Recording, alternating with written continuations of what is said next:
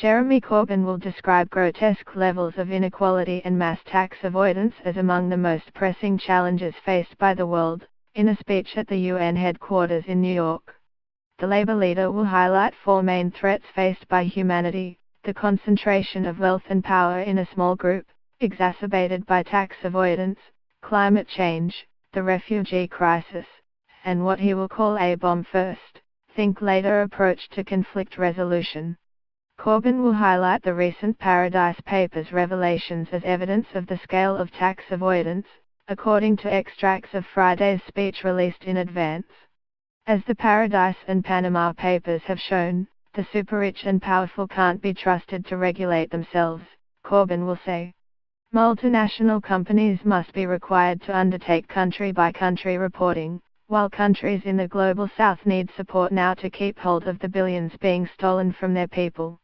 A Labour government would actively seek to assist tax authorities in developing countries, as Norway has done in a scheme with Zambia, he will say. Corruption in poorer nations is a global issue that requires a global response. He will add, when people are kept in poverty while politicians funnel public funds into tax havens, that is corruption, and a Labour government will act decisively on tax havens, introducing strict standards of transparency for Crown dependencies and overseas territories, including a public register of owners, directors, major shareholders and beneficial owners for all companies and trusts. More generally on the economic system, Corbyn will condemn a system where a wealthy few control 90% of global resources, of growing insecurity and grotesque levels of inequality within and between nations. He will add, this is a global scandal. The most powerful international corporations must not be allowed to continue to dictate how and for who our world is run.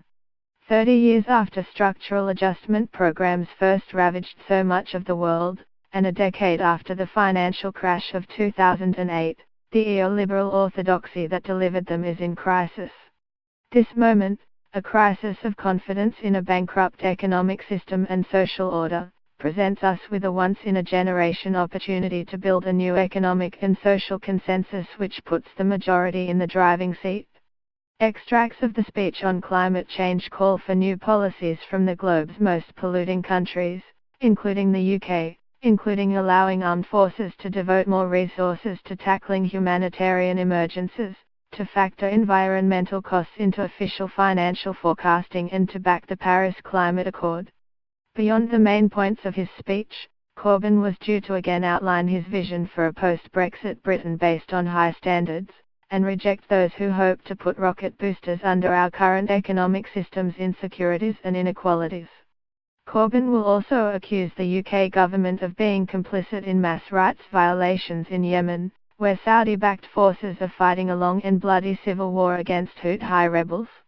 During a stopover in Saudi Arabia last week during a Middle East visit, Theresa May called on the country's rulers to lift a blockade on Yemen, which aid groups say is contributing to a humanitarian catastrophe that is fast getting even worse.